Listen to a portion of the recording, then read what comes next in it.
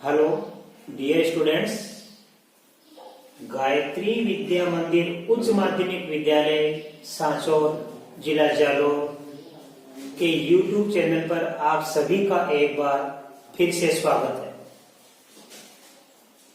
कक्षा 8 विषय गणित, आज हमारा अध्याय 2 शुरू हो रहा है। एक चर वाले रैखिक समीकरण। प्रश्नावली हमारी शुरू होगी 2.1। पहले बच्चों इसका अर्थ समझिए, एक चर वाले रैखिक समीकरण किसे कहते हैं। पिछली कक्षा में आपने पढ़ा है बीजीय व्यंजक,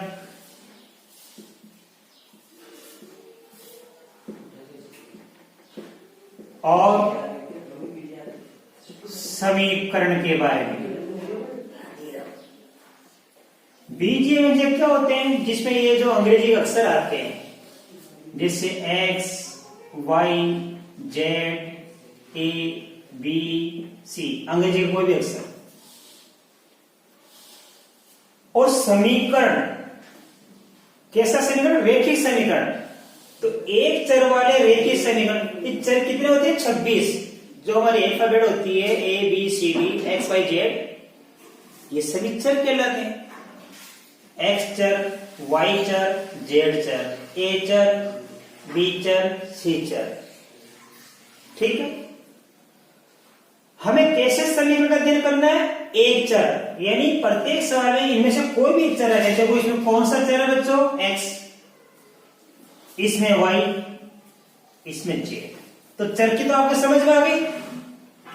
अब रैखिक समीकरण किसे कहते हैं? एक चर का रैखिक समीकरण किसे कहते हैं?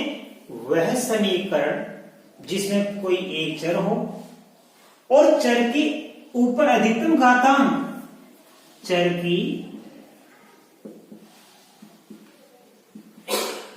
अधिकतम घातांक 1 हो।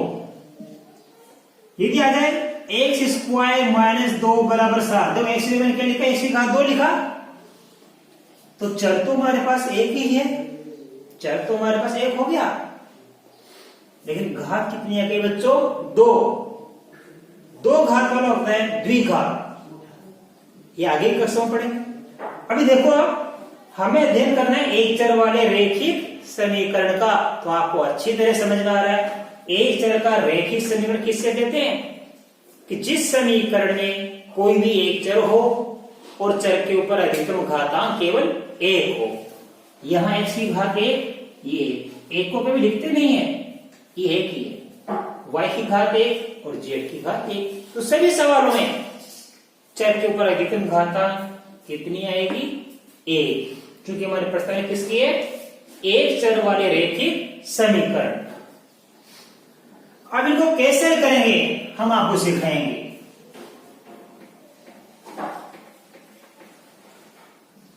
देखो बच्चों, पहला सवाल, x माइनस 2 बराबर 7। ठीक है। अब देखो हमारे पास 1, 2 और 3 संख्या है, इनकी पहचान करो सवाल में। कुछ संख्या हमारे पास चर की है और कुछ संख्या हमारे पास अचर की है।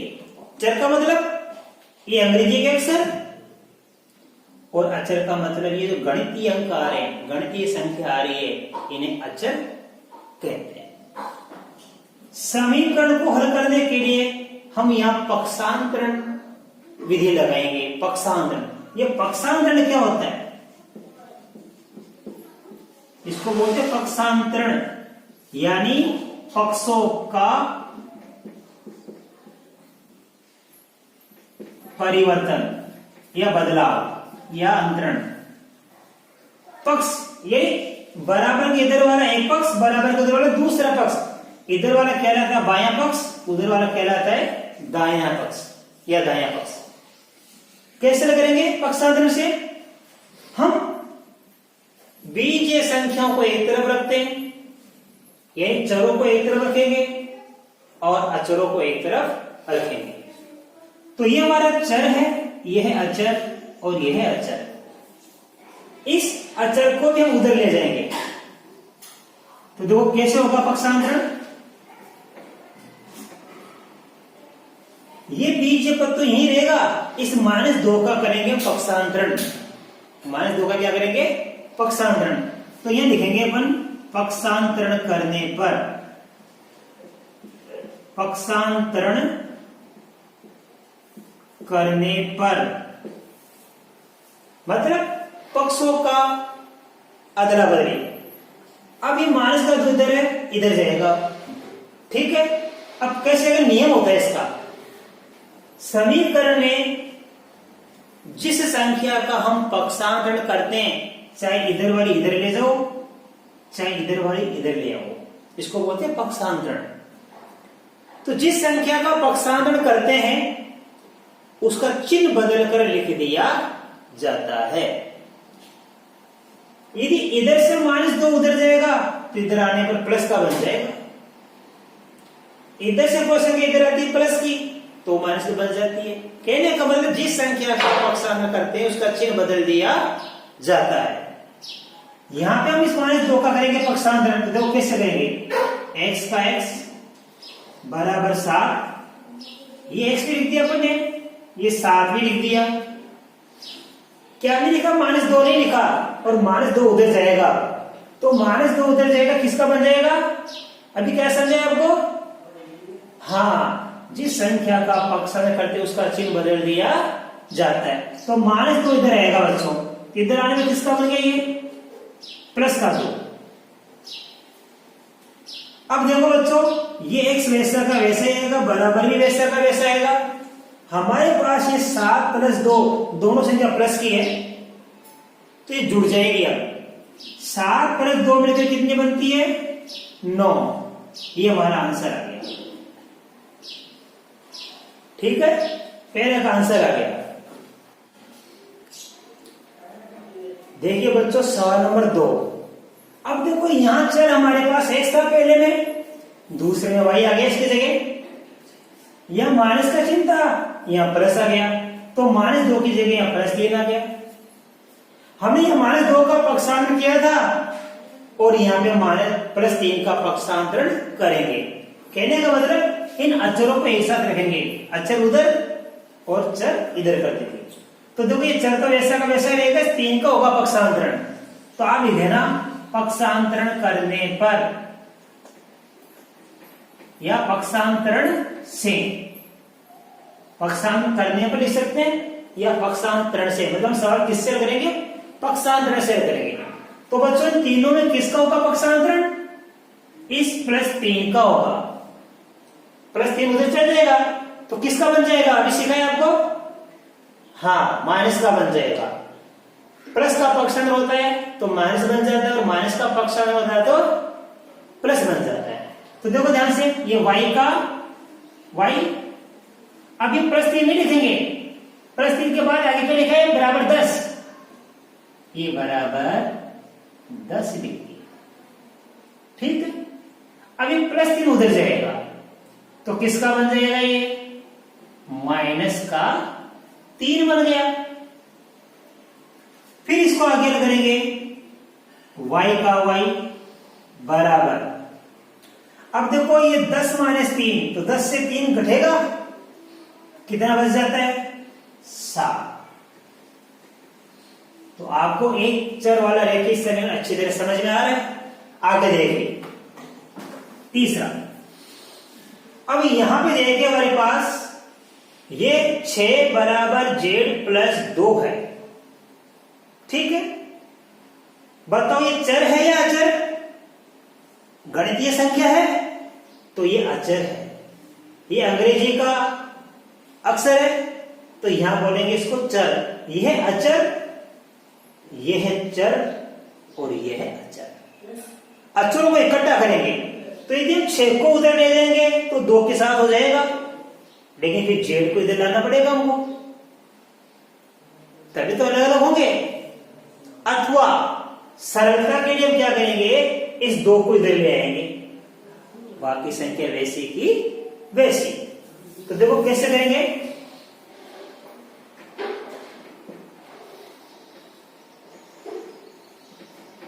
पक्षांतरण करने पर बताओ इन तीनों में से किसका करेंगे पक्षांतरण? 2 का। यदि आप 6 का पक्षांतरण करोगे उधर तो फिर जेड इधर लाना पड़ेगा, इसलिए हम 2 को इधर लाएंगे खाली, तो इधर हो जाएंगे अचर और उधर किसके बच जाएगी? चर बच जाएगी। तो 2 कैसे?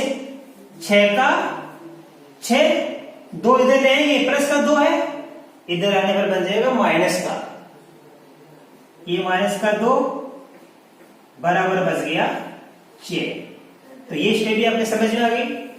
हमने इस 2 का कर दिया पक्षांतरण, 2 इधर आ गया तो 6 का 6, ये 2 इधर आएगा, किसका बन गया? माइनस का 2 और बराबर जेड हमारे पास बच गया। अब देखिए, अब 6 माइनस 2, 6 माइनस 2 कितना होता है? 6 में से हम 2 घटाएंगे 4 बचता है, 4 बराबर जेड। इसका मतलब आया कि जेड का उत्तर कितना क्या? 4, यानी जेड का मान कितना है क्या? 4। इसको हम इधर भी लिख सकते हैं, ये जेड इधर लिख देंगे और 4 उधर, कोई फर्क नहीं पड़ता है, जेड बराबर 4। तो पहले सवाल में चर x का मान कितना आया?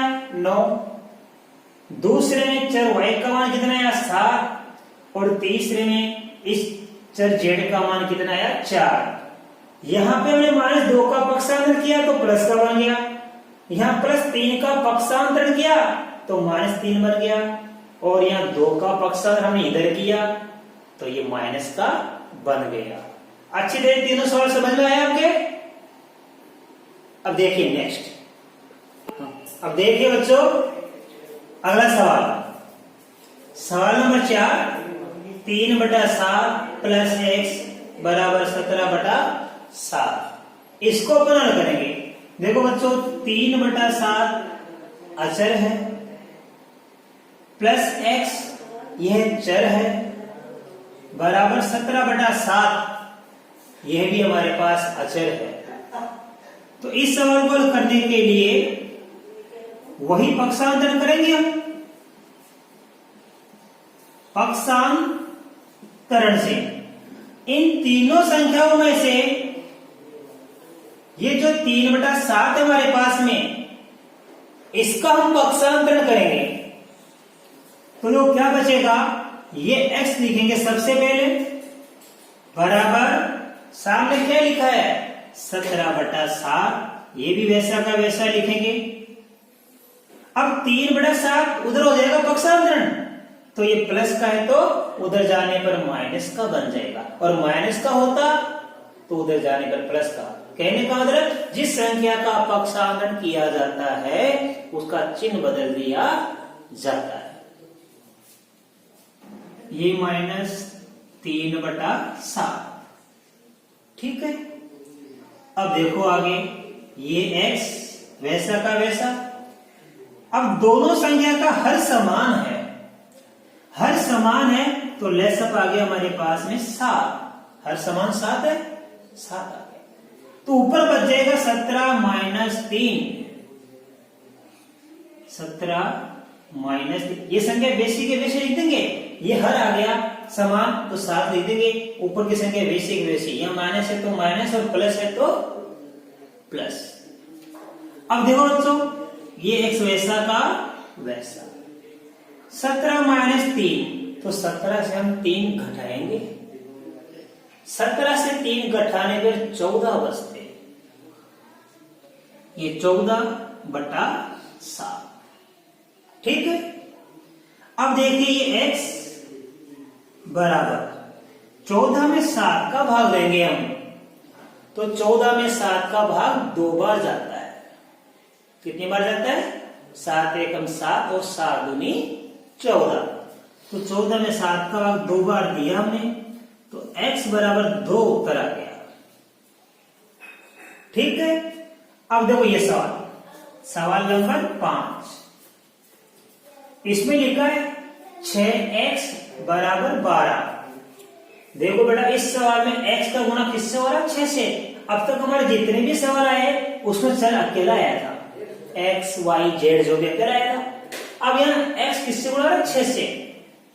जब किसी सवाल में यदि कोई चर किसी संख्या से गुणा होता है तो ये x का गुणा 6 से हो रहा है तो ये भाग में बदल जाएगा।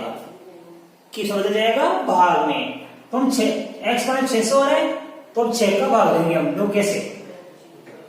दोनों ओर ये 6 का गुणा हो रहा है तो 6 का भाग देंगे और 4 से गुणा होता है 4 का भाग देते हैं दोनों संख्या में। तो ये चर जिससे गुणा होता है उसका भाग दे देते हैं संख्याओं में। दोनों ओर 6 का भाग देने पर अब लोग कैसे है? ये 6x ये बटा 6 मतलब भाग दे दिया अपने 6 का। ये 12 बटा 6 दोनों में अपने 6 का भाग दे दिया। अब देखो बच्चों इस 6 का भाग देंगे तो ये 6 से 6 कट जाएगा, यहां बच जाएगा x बराबर। अब 12 में 6 का भाग देंगे 6 एकम 6 और 6 दूनी 12 है, ये 2। तो इसका ही उत्तर आ गया x बराबर 2। अब देखो सवाल नंबर 6, इसको अपन हल करेंगे बेटा। तो ध्यान दीजिए यहाँ पे लिखा है t बटा 5 बराबर 10। अब देखो यहां बट्टा की संख्या कितनी है? 5। यहां बट्टा की संख्या कुछ नहीं है तो हम यहां बट्टा कर देंगे 1। बट्टा कुछ नहीं तो बट्टा कर देंगे। अब ऐसे सवाल में हम इनको करेंगे तिरछा गुणा।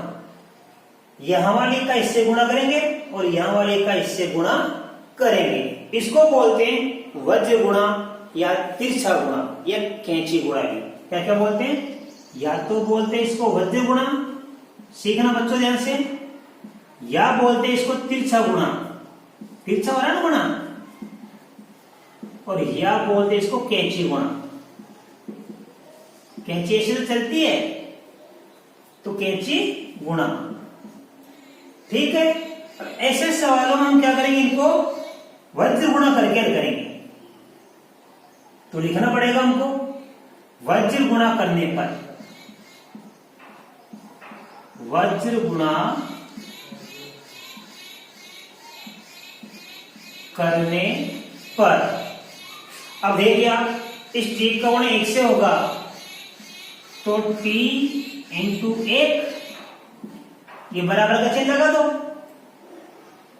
3 का गुणा 1 से होगा, 10 का गुणा किससे होगा? 5 से। तो 10 गुणा 5। अब t का गुणा 1 से करेंगे तो 1t और t का गुणा 2 से करेंगे 2t। तो t का गुणा 1 से करने पर आ गया t और 10 का गुणा 5 से करेंगे तो 10 का पहाड़ा 5 बार बोल देंगे। 10 का बड़ा 5 बार बोलने पर आता है 50। तो अब इसका आंसर आया हमारे पास है 50। तो हमने यहाँ पे देखो ये चौथा, पांचवा, छठा सवाल हल किया। इसमें x बराबर 2 उत्तर आया, 5वें भी x बराबर 2 उत्तर आया और छठे में t बराबर कितना उत्तर आया? 50। अच्छी तरह समझ आया आपके? अब देखिए बच्चों इसका सवाल नंबर 7। इसमें लिखा है 2x बटा 3 बराबर में है 18। इस सवाल को अपन हल करेंगे। तो जिस प्रकार अभी अपने इससे पहले वाला सवाल किया था उसमें 10 था 18 की जगह और इसमें आ गया 18। तो कैसे करेंगे? 2x बटा 3 बराबर 18 बटा 1। ठीक है। हमने इसके बटा में कुछ नहीं था, बटा में क्या लिख दिया? 1 लिख दिया। अब वापस देखिए इस संख्या का तिरछा गुणा 1 से होगा और 18 का तिरछा गुणा 3 से होगा। तो हमको यहां लिखना पड़ेगा वापस वज्र गुणा करने पर। कैसे करेंगे? 2x का गुणा हम 1 से करेंगे और ये जो 18 लिखा है इस 18 का गुणा हम 3 से करेंगे। देखिए 2x गुणा में 1 बराबर 18 गुणा 3। अब देखिए बच्चों 2x का गुणा 1 से करेंगे तो 2 का गुणा 1 से करेंगे, 2 एकम 2 होता है, तो 2 को 1 से गुणा करेंगे 2 और 1 वैसा का वैसा, तो 2x को 1 से गुणा करने पर आता है, देखो 2 को 1 से गुणा करने पर 2 ही तो आता है, 2 गुणा 1 कितना होता है 2, तो 2 को 1 से गुणा करने पर आ गया हमारे पास 2 और x वैसा का वैसा, तो 2x को 1 से गुणा करने पर आ गया 2x। अब 18 का गुणा हम किससे करेंगे? 3 से करेंगे। 18 का पहाड़ा हम 3 बार बोल देंगे या 3 से गुणा कर लो, 3 का पहाड़ा 8 बार बोलेंगे, 3 घंटे 24 की 4,